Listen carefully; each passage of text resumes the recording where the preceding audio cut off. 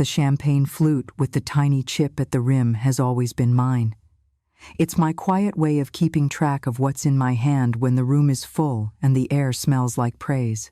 Tonight the house hums low laughter in the courtyard, silver tapping porcelain, the ocean pressing its steady palm against Charleston as if to hush us. My kitchen island carries a small forest of glasses and an even smaller field of white peonies. I'm turning 71, and 2 hours ago I signed the last document that separated me from the company I built after my husband died. 21.8 million says I did something right. Before we go any further, subscribe and tell me where you're listening from. Because what happened in my kitchen isn't a gossip item. It's a warning dressed in crystal. Kendra is a woman who makes entrances like weather, all gloss, a change in pressure you feel in your bones. My daughter-in-law smiles at me as if the smile is my gift. Ruth, you sit. Let me handle guests. She says it loudly enough for 3 conversations to hear. In 15 years, I've never seen her polish a glass, but here she is, triangular nails flicking away invisible spots, a host so attentive she could be campaigning for sainthood. I'm talking with my former COO about legacy when I see it. A small amber bottle, the kind you'd use for essential oils or tinctures, pinched between 2 fingers, palmed near the champagne. The movement is delicate and practice the dropper plumb bobs, squeezes, blooms something clear into the flute with the chip. My flute. She glances left, right, seals the cap, drops the vial into the zip of a designer clutch, and turns her face into a portrait of daughterly concern just as I reach the table. Sarah, she begins, then catches herself. She calls me Ruth when we're being polite, and Sarah when she's imitating intimacy. Ruth, you look a little pale. Sit, please. Celebrate. You earned this. Did I? I take the flute she offers me and lift it to eye level. Tiny bubbles stutter like guilty thoughts. I smile the way I used to smile at board members who brought knives to a cake cutting. To good health, I say. To fresh beginnings, she purrs, and I almost pity the performance. I don't drink it. I drift. I compliment a neighbor's linen dress. I adjust a candle wick. Then I pass behind Kendra's mother, Maureen my age, a woman who still sends handwritten notes, and set my flute down next to her purse while I lift a napkin from the tray. I trade my glass for hers in the act of reaching. It's a move I learned playing bridge with mean old women who taught me that the hand you show isn't always the one that wins. 10 minutes later, Maureen is telling someone that the champagne tastes interesting, the way people say bold when a perfume is too loud. 3 minutes after that, she folds like a dropped marionette, crystal shattering against marble, and then a sound comes from her that does not belong to a party. Foam freckles her lips as her heels hammer the tile. I am kneeling, 2 fingers to her pulse, while Kendra's scream tears the room into string. Call 911, she wails. Mom, Mom! She is beautiful in panic, the way actresses are beautiful in rain. Daniel, my son, shoves through bodies, eyes white around the edges. He looks at Kendra for exactly the length of time it takes to verify a story he already knows. What happened? He demands of the air, of anyone who will answer what he doesn't want asked. She just collapsed, Kendra gasps. She was fine, and then her hand flutters. I have seen this flutter when a server forgets the lemon for her water. The paramedics arrive in a golden rush of competence.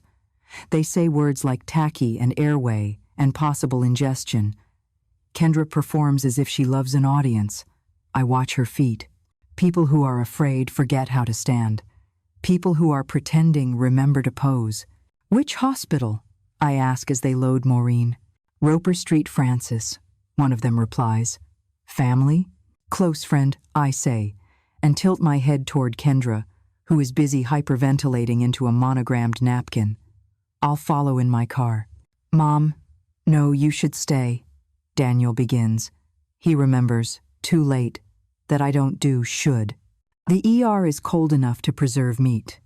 I've always thought hospitals take the temperature down so fear can shiver and blame the air. I sit within earshot of the nurse's station. Words drift like gulls. Alkaloids. Plant. Derived. Cardiac irritant. Maureen is stable but sedated. We'll keep her overnight, the doctor tells Kendra, who nods as if she arranged it. I can't understand it, she says to me on loop, voice pitched for sympathy. Mom has been so healthy. She barely takes anything. Maybe it was food? Champagne disagrees with me sometimes. I offer, watching her pupils pinprick. Metallic, bitter strange, how a good bottle can turn. Champagne? She stumbles over the word, recovers. No, the doctor said it wasn't anything like that. Of course, the doctor did not say that. Doctors say, we don't know yet, until they do. Daniel sits rigid, phone face down on his knee. I raised him to make eye contact with problems. He's looking at anything else. A generation of men learned to outsource difficulty to women whose spines they mistook for furniture. I taught mine better. I thought I did. By the time the nurse tells us Maureen will sleep now, it is past midnight. Outside, humidity drapes the parking lot like a wet sheet. Daniel walks me to my car, performing dutiful son. Maybe stay with us tonight, Mom. After that, we'll take care of everything. How careful. Keep me in their house, under their roof, on their timetable, while they look for whatever went wrong with their plan. That's sweet, I say, and unlock the door. But I like my own pillow. At home, I do what I've done for 45 years when something smells wrong. I make coffee, I find a pen, and I list what I know. The legal pad fills itself. Daniel's firm. The last 3 projects stalled. His last celebratory dinner with me carried on a card, for the points. Kendra's styling business. A website with stunning photography and thin testimonials. Invoices paid late. A habit of returning dresses, unworn. The West Ashley house. Refinanced twice. Hellock rumor via a neighbor who sees everything. The cars in their driveway, leased. My gifts. Down payment help, summer camp for Eva, sprung tuition, generous spackle smeared over bad planning, 180,000 give or take. I called it love. They called it normal. I get up long before dawn and walk the garden that my husband planted when hope was still a physical thing we watered. The oleander along the back fence glows ghost white in the half-light. The shrub is a Charleston staple. Pretty, poisonous, drought-proof, the kind of thing polite people cultivate because it behaves. Every inch of it can kill you. The kitchen still smells faintly of peonies and champagne. The opened bottle sits on the counter, proud as a trophy. I tape a note to it. Do not discard. Whatever touched Maureen's tongue is still here. At 7:30, my phone rings. Ruth? Kendra's voice has been tuned to concern. I didn't sleep. I was so worried about you. You didn't feel off at all last night, did you? Not a bit. How is Maureen? Home. The doctor said it was just a, reaction. Probably something she ate earlier. We'll keep her quiet a few days. No visitors. How tidy. Tell her I'm thinking of her, I say, and end the call. At 9, Daniel arrives with a box of pastries from Harker's, the almond croissants. I love when apologies are being made. He kisses my temple. You okay? I am. He sits, nervous in that soft way that once charmed kindergarten teachers. Mom, Jess and I were talking. We worry about you. Big house, alone, late nights. What if last night had been you? He says it like he invented the thought. He reaches into his bag and produces a glossy folder. There's a place we've been researching, Palmetto Haven. It's like a resort, safety, amenities, a community. It's 20 minutes from us. How thoughtful. I let the brochure lie there, faces of beautiful seniors kayaking into sunsets. What an entrance fee. It covers everything, he rushes, and they require a power of attorney on file. Just a precaution. We can handle paperwork. We're a team. We were a team when he was 10 and sold me a lemonade for $2 because he'd added strawberries and a story. He knows how to wrap need in care. I'll think, I tell him, and I watch the relief loosen his mouth. He expects a yes the way a gambler expects the next hand to be kind. When he leaves, I call my attorney, Victor. I need you, I say. Ruth, he answers, alert through morning throat. When? Now. By noon, I am in his paneled office, looking out over a city that looks like lace from this high up. I tell him everything. The vial, the swap, the fall, the words in the ER, the brochure on my table, the requirement for a broad legal leash called care. Victor listens as if listening were a profession in itself. You're sure you saw her doctor the glass? I'm sure, I say, and in my mouth it tastes like iron. And I'm reasonably sure she used oleander. His eyebrows lift by a precise millimeter. Common, lethal. Hard to trace if you don't know to look. We will document everything, Ruth. First, a competency assessment by someone they don't know and can't buy. Second, a trust structure that punishes interference. Third, medical directives that name who you trust and who you don't. And the rest? I ask. The rest, he says, is theater. You will nod where they expect you to nod, and when they reach, they will grab smoke. In the parking garage, the air tastes like pennies. I sit in my car with my hands on the wheel and allow myself 1 minute to feel the smallness that tries to creep in when your child looks at you like an account. Then I start the engine. I've been underestimated by friendlier faces for longer years. On my way home, I stop by Mrs. Tilda Ray's porch, our retired ER nurse with a voice like a paring knife. I bring her a bag of biscuits and ask, as if it were a puzzle in the Sunday paper, if champagne ever tasted metallic, what would you think? She doesn't blink. Oleander, she says. Old city trick, pretty shrub, ugly exit. Thank you, I say. For what? She smiles. I just like a woman who solves her own problems. Back in my kitchen, I label the champagne bottle and call a private lab Pilar recommended. They'll pick it up. They'll test quietly. I stand at the window while the courier drives away, and the oleander in my yard nods in the salt wind like it knows a secret I've already learned. You survive this world by noticing which glass is yours, and by knowing when to put it down. The lab report arrived in a plain envelope, tucked between a grocery flyer and an alumni magazine. I slid it open at the kitchen counter, the paper trembling in my hand. One line was enough. Positive for concentrated oleandrin alkaloid. I folded it carefully, as though gentleness could tame the words, and slid it into a leather folio beside my will. Proof. My suspicions weren't paranoia. They were science. Someone had tried to kill me with poison plucked from a garden hedge. That night, I slept with the lamp on. Not out of fear, but out of calculation. My mind worked like it used to during contract negotiations, weighing silence against exposure. Confront them too soon, and they'd retreat, deny, regroup, wait too long, and they might refine their plan. What I needed was leverage knowledge they didn't know I held, a position from which to steer their moves. At dawn, with coffee warming my hands, I made another list. This time, not of their debts, but of their patterns. Daniel was a man who wanted to be good, but liked comfort more than integrity.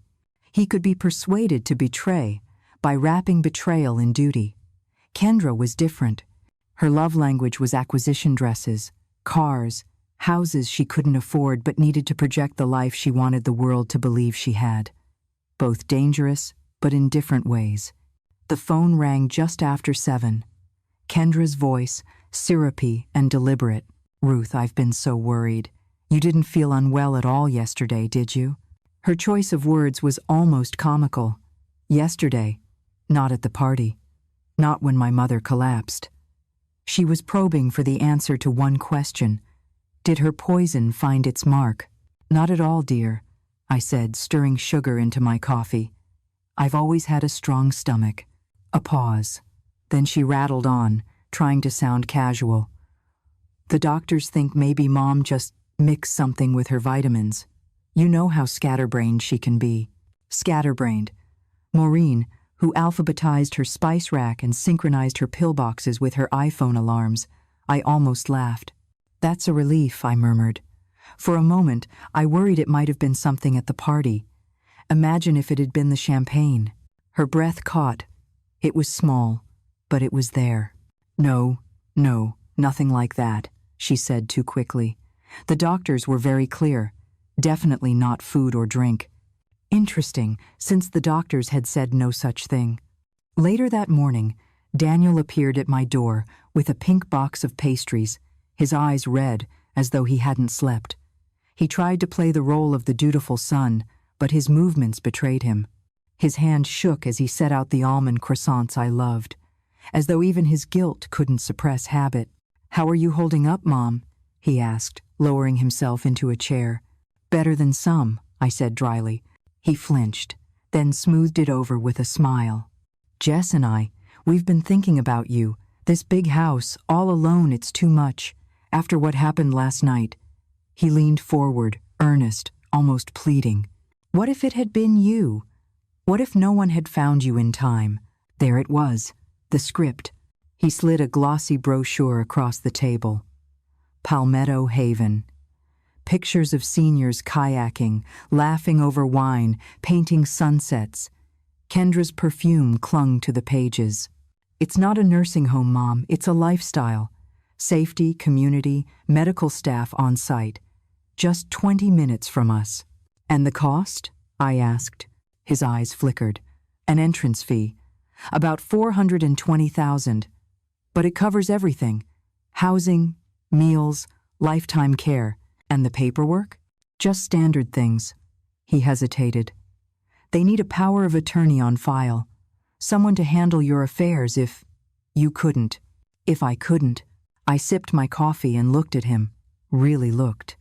He was still the boy who used to bring me dandelions. Still the teenager who'd once cried over a broken science fair project. But layered over that boy was a man with debts in his pockets and a wife whispering poison into his ear. "I'll think about it," I said, smiling the way I used to when I knew a negotiation was already mine. When he left, I locked the brochure in my desk and called Victor. "Prepare the documents," I told him. He didn't ask which ones. Victor's office has always smelled faintly of leather polish and cedar, a place where paper holds more power than fists. By the time I arrived, he already had a yellow legal pad waiting for my words. I laid it out: the vial, the switch, Maureen's collapse, the brochure for Palmetto Haven, the whispered talk of power of attorney. His pen scratched across the page like a surgeon's scalpel. "You're certain about what you saw?" he asked, peering at me over the rims of his glasses. "As certain as I am sitting here," I replied. "And the lab report confirms it. Oleander." He leaned back, considering. "That gives us attempted murder, yes. But more important, it gives us leverage." "What do you suggest?" "First, competency," Victor said. "We'll schedule a full evaluation with Dr. Wilkes neutral, unimpeachable. That way, if they try to challenge your mental fitness, they'll hit a wall. And after that, we restructure everything. Your estate goes into staggered trusts. Attempt to interfere, and automatic audits trigger. Medical directives get rewritten too, naming only those you trust to make decisions." His mouth twitched into something almost like a smile. "And I assume your daughter-in-law will not be on that list." "She won't even be in the index," I said. Victor continued. "We'll also draft a protective clause. If anyone petitions for guardianship against you, your assets transfer automatically to charity. No incentive for them to push." A warmth spread in my chest, not comfort, but something like armor being fitted. "Good," I said. "And the rest?" He tapped his pen against the pad. "The rest, Ruth, is theater. Let them think they're winning. You nod when they expect you to nod. You hand them papers that look like everything they dreamed of. And then, when the curtain drops smoke." I left his office with the Charleston skyline blazing in late Sunday. The city looked old and defiant, brick and iron against salt air. My heels clicked across the marble floor of the lobby like punctuation. At home, I moved through my house slowly, memorizing it as though I were already a ghost here. The photographs Daniel once begged me to hang on the stairwell, the china I'd carried from yard sales to boardrooms. If they thought they could shuffle me into Palmetto Haven and strip me of this life, they were mistaken. That evening, I carried the lab results into my study and placed them in the drawer with my will. Then I called Pilar Cruz, an investigator I'd once used to vet a slippery business partner. "Pilar," I said, "I need everything on Daniel and Kendra. Finances, debts, insurance policies, the works." A pause, then her low, measured voice, "Family cases can get ugly, Ruth." "I know," I answered. "Get me the truth anyway." When I hung up, the house was quiet except for the tick of the grandfather clock. Outside, the oleander shifted in the night breeze, blossoms pale and poisonous. I poured myself a glass of untouched champagne from a fresh bottle this time and toasted the shadows. "To smoke," I whispered. 2 days later, Pilar called me back. Her voice carried the same restrained satisfaction she used to have when she dug up a competitor's offshore accounts. "Your son and daughter-in-law are sinking," she said, "and they're drowning in style." She laid it out piece by piece. The West Ashley house had been refinanced 3 times. They were carrying 2 mortgages and a maxed-out home equity line. Credit cards stacked like dominoes, 80,000 in revolving debt. Daniel's boutique architecture firm hadn't turned a profit in nearly 2 years. They'd been floating payroll on borrowed money. And Kendra? Her styling business was little more than a vanity project, the kind that generated glossy Instagram photos but bled cash in real life.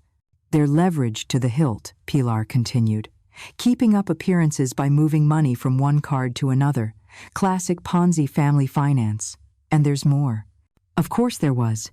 Kendra took out a $500,000 life insurance policy on you 6 months ago. She listed herself as beneficiary, citing insurable interest as your daughter-in-law and caregiver. Me blood chilled. Caregiver? That's how she sold it. Paperwork was sloppy enough the company didn't question it. They assumed Daniel was the intended recipient. I gripped the phone harder, my knuckles whitening. It wasn't just poison at a party. They'd been laying groundwork for months. "One more thing," Pilar added. "Daniel's been making regular payments to a Dr. Lionel Avery, geriatric psychiatrist." The name made me sit straighter. "For what?" "Consultations, it looks like. Small sums. Started 3 months ago. His reputation's flexible. Families hire him when they need competency evaluations to go their way." I didn't need her to finish the thought. Daniel and Kendra weren't just plotting my death. They had a backup plan. If poison failed, they'd have me declared incompetent. Strip me of choice. Lock me in Palmetto Haven. Take my money while I still breathed. "Send me everything," I said. The report arrived in a neat folder by courier that evening. I read it under the low glow of my study lamp, every page another betrayal written in black and white. By the time I finished, the only thing louder than the clock on the wall was the beat of my own heart.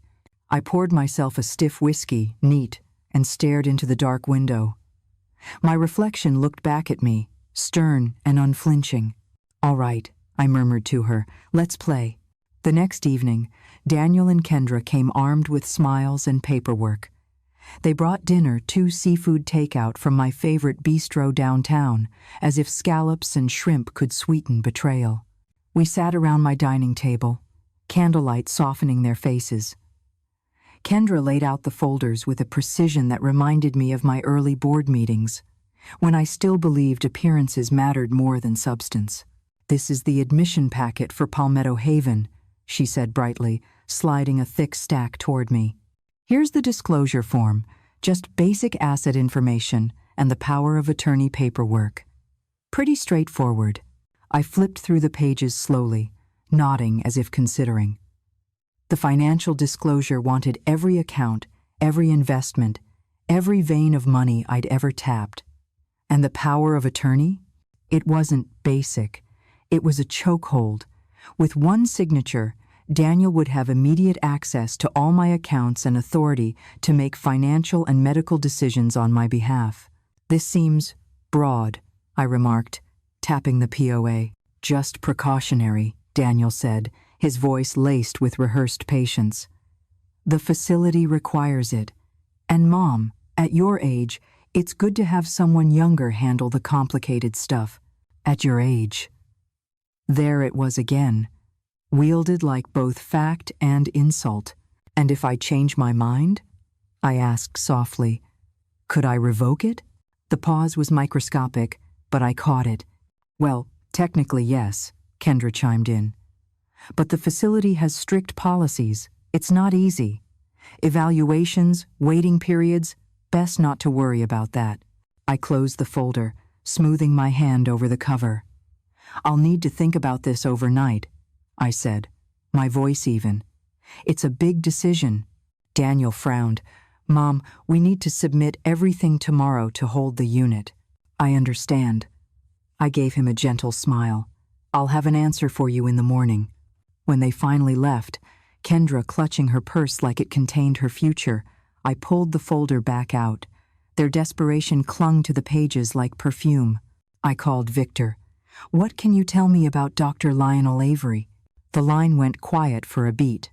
Then his voice hardened. Avery is known for issuing helpful evaluations when families want control of an elderly relative's estate. He doesn't come cheap, but he's accommodating.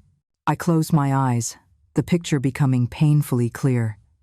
The Palmetto Haven push wasn't just about convenience. It was stage one of a broader campaign. Poison hadn't worked. Now they'd try to bury me alive in paperwork and padded walls. Victor, I said, prepare me something for tomorrow morning. Something they won't see coming. His chuckle was sharp. Already drafting it. That night, I slept well. Because tomorrow, I would give my son exactly what he thought he wanted on paper. The morning sky was the color of pewter when they arrived, sharp at 9, as if punctuality could polish their scheme into legitimacy. Daniel carried a briefcase. Kendra, her ever-present smile lacquered over restless eyes. Have you decided, Mom? Daniel asked, barely able to disguise his eagerness. I have, I said evenly.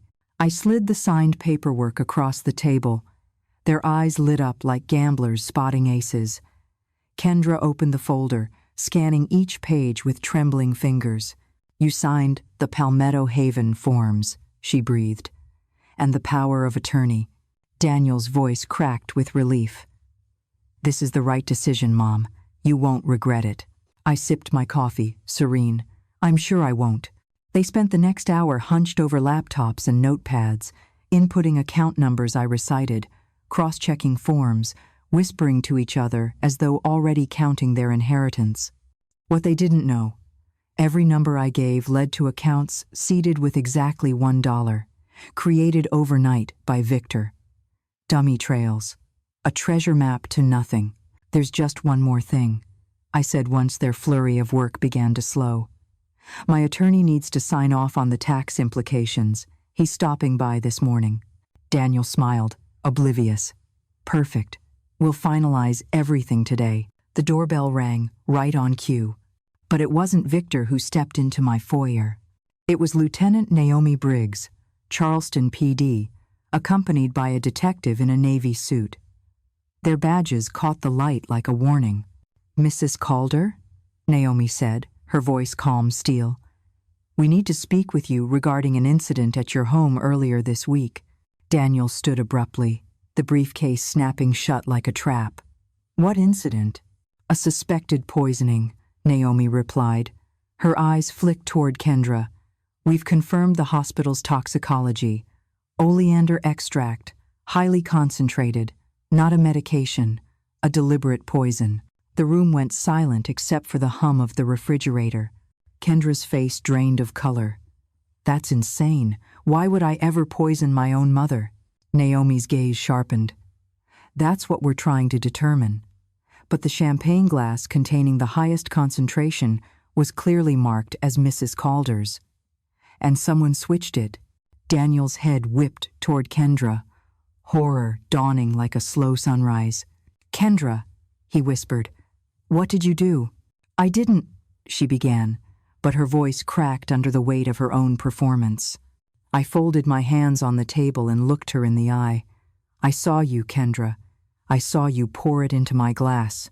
The only reason your mother is alive is because I decided to switch them." Her jaw trembled. You knew?" "I've known for days," I said softly. Naomi produced another sheet of paper. "We also discovered a $500,000 life insurance policy you took out on Mrs. Calder 6 months ago, listing yourself as beneficiary. That's motive enough." Kendra bolted upright, pointing at me with a trembling finger. "She's lying. This is insane." But no one moved to help her. The detective read her rights as handcuffs closed around her wrists. Daniel sat frozen, eyes wide, watching his wife dragged away. His hands trembled over the briefcase, and for the first time since this began, I saw him not as my son, not as a conspirator, but as a man who finally realized the floor beneath him had disappeared. The silence after they led Kendra out was unbearable, broken only by the faint click of the cuffs echoing in my hallway.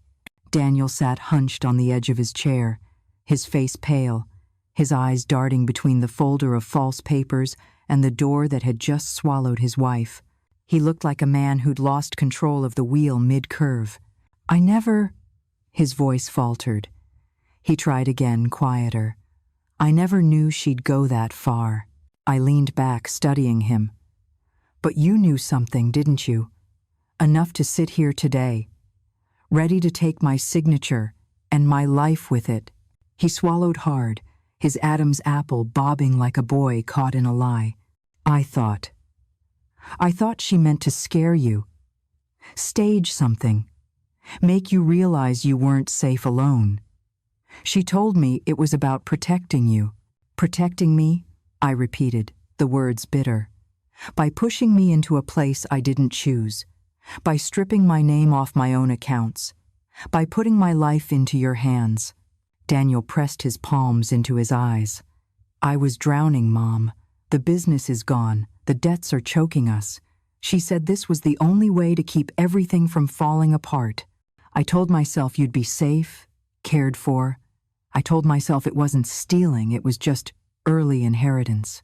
"Early inheritance," I said, my voice like ice. "That's what you call poisoning me in my own kitchen?" His head shot up, shame burning in his eyes. "I didn't know about the poison." "Maybe not," I allowed. "But you knew enough. You knew about Palmetto Haven. You knew about the power of attorney. And you knew about Dr. Avery." The name landed between us like a stone. His breath hitched. "Yes, I know about him," I continued. "The psychiatrist you've been paying to evaluate me, to find signs of incompetence."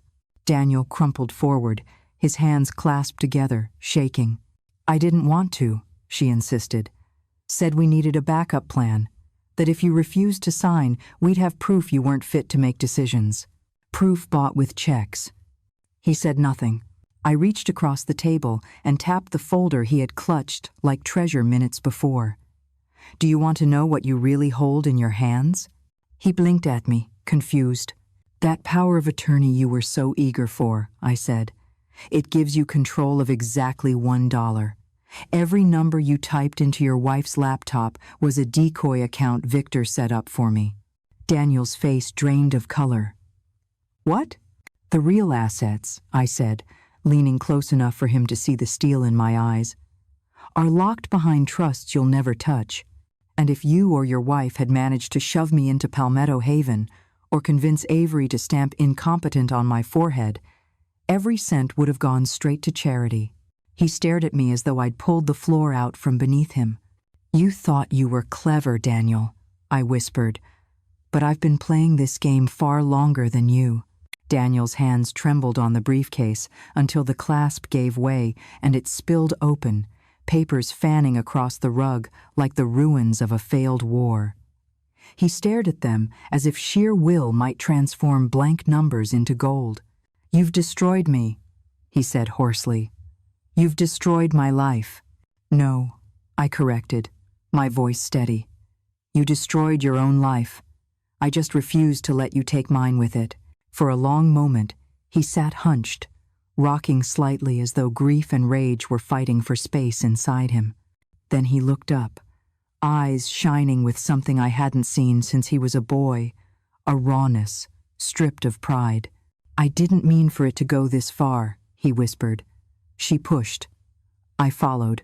I kept telling myself you'd be safe, that you'd still be here, and we'd and have the money. I leaned forward, my fingers lacing together on the table. Do you even hear yourself? You talk about me like I'm a vault with a pulse. Not a mother, not a woman who carried you through nights you don't even remember. Just a resource you could reallocate when convenient. His face twisted with shame, and for the first time in decades, he had no argument. Daniel, I said softly, love is not a transaction, and greed doesn't disguise itself as protection not from a son to a mother. He dropped his gaze, staring at his hands. What happens now? That depends on you, I replied. The police have Kendra. She'll face her sentence. As for you, the district attorney will decide how much you knew, how much you participated. But know this. I reached across the table, forcing him to meet my eyes. I will not shield you, not this time. You chose your side when you sat here with her and planned my erasure. His shoulders sagged under the weight of my words. When the door finally closed behind him, I stood alone in my dining room, the air still heavy with the ghost of their scheme. I looked at the scattered papers, the glossy brochures of Palmetto Haven with their laughing seniors, and felt something sharper than anger. Resolve. They had underestimated me, and that mistake would cost them everything. The weeks that followed were a blur of hearings, depositions, and quiet, deliberate choices. Kendra took the brunt, her fingerprints on the vial, the insurance policy in her name, the toxicology reports. Attempted murder wasn't a charge you weaseled out of with manicured charm. Daniel's case was murkier. His lawyer painted him as a man blinded by debt and manipulated by his wife. The texts Pilar unearthed told a different story. He hadn't wielded the poison, but he'd welcomed the outcome. In the end, the judge handed him 3 years for conspiracy, pared down from what it could have been. A mercy, though it didn't feel like one. I didn't attend every session. I didn't need to. Watching your son sit at a defense table while his wife is led away in cuffs once is enough to etch the image into your skull. Instead, I poured myself into work of another kind. Half of my liquid assets went straight into the Marshline Foundation, establishing an elder justice and fraud clinic. I wanted women like me sharp, aging, underestimated to have somewhere to turn when the people closest to them turned predatory. Maureen agreed to serve as community liaison. The irony wasn't lost on either of us. 2 mothers, both nearly erased by the greed of their children, now building a fortress for others. The other half, Victor, locked into a lattice of trusts, so intricate even I couldn't untangle it without him. Automatic audits, triggers, charity clauses. My wealth had become a fortress. No petition, no poison, no psychiatrist for hire could breach. Maureen and I began meeting twice a week over coffee and pecan tarts. She still trembled when she spoke about that night, her lips pressing thin whenever Kendra's name surfaced. She used to call me her rock, Maureen whispered once, staring into her cup. And all along she was willing to let me die in your place. She underestimated both of us, I said. Maureen smiled sadly. She'll have 15 years to think about it. As for me, I turned my gaze forward. I planted roses in the garden, hired a young landscaper to bring the yard back to life. I started walking each morning, long loops past the harbor, where the gulls bickered and the air smelled of salt. Neighbors waved, some with sympathy, some with curiosity. I waved back, never offering more than a polite smile. At night, when the house fell still, I sat by the window with a glass of wine, looking out at the world I had reclaimed. Not through fear, not through rage, but through clarity. They had tried to erase me, and I had written myself back in, line by line, page by page. 3 months after the trial ended, summer settled over Charleston like a heavy quilt. Cicadas sang from the trees. The marsh grass shimmered gold in the evening light, and my garden bloomed with a defiance I understood all too well.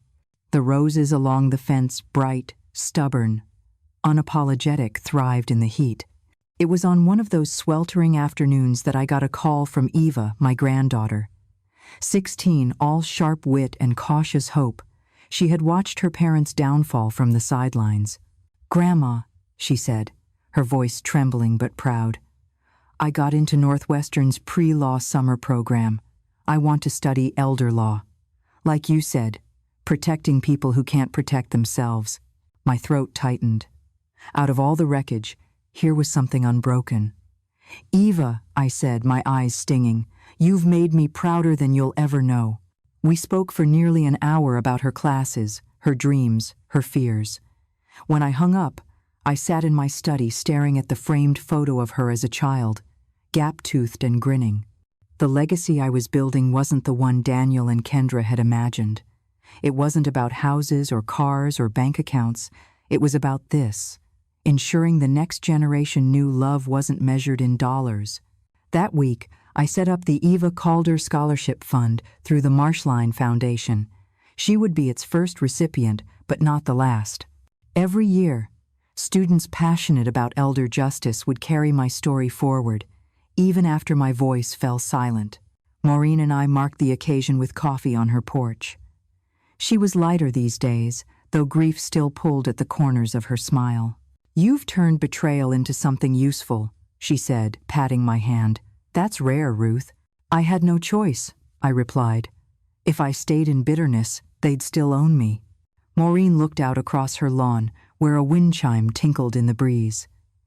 "Do you ever regret it, seeing Daniel in court, knowing he'll carry that record for the rest of his life?" I thought of my son as a boy, running barefoot across these same streets, bringing me wildflowers clutched in his fists. Then I thought of him sitting at my dining table, urging me to sign away my freedom. "I regret the choices he made," I said quietly, "but I don't regret protecting myself." That night, I poured a glass of wine and sat on my porch, watching the sun sink into the marsh. The cicadas quieted, the air softened, and for the first time in a long while, I felt peace press down on me like a blessing instead of a burden. They had underestimated me. Now they would never forget me. Autumn came, and with it a quieter rhythm. The tourists thinned, the heat eased, and Charleston slipped into that gentler season when shadows stretch long and the nights invite reflection. My life no longer felt like a fortress under siege.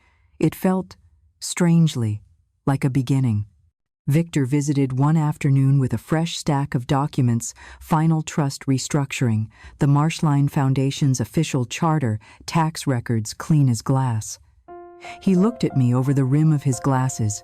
"Ruth, no one can touch you now," he said. "Not your son, not anyone with a fraudulent psychiatrist in their pocket, not even the state if someone tries a guardianship petition. It's ironclad." For the first time in months, I exhaled without the tightness in my chest. After he left, I wandered into the garden where the oleander still stood, deceptively beautiful. I considered ripping it out, erasing the plant that had nearly been my undoing. But then, I shook my head. It wasn't the shrub's fault. It was a tool, like money, like trust, dangerous in the wrong hands, harmless in the right. I left it where it was a reminder. Eva came to visit during her school break. She carried a sketchbook and the confidence of someone just beginning to understand her own strength. We sat on the porch swing, and she showed me the drawings she'd made of her future. A courthouse sketched in bold lines, scales of justice shaded carefully, even a caricature of me with a cape, and the caption, "Super Grandma." "Do you ever wish things had been different?" she asked suddenly. "With Dad, with Mom." I looked at her, so much of Daniel's earnestness in her face, but tempered with something sturdier, something that could bend without breaking. "I wish they'd chosen differently," I said. "But if they hadn't, You and I wouldn't be sitting here right now, planning a better world." She nodded, her eyes bright. "Then I'll make it worth it." That night, after she left, I stood at the window holding a cup of tea gone cold. The house was quiet, the clock ticking softly in the hall. For the first time, I whispered the words I had carried too long. "I forgive you, not for them, for me." Because forgiveness was the final key to my freedom. I had been marked for erasure. I had been underestimated. But I had rewritten the ending myself.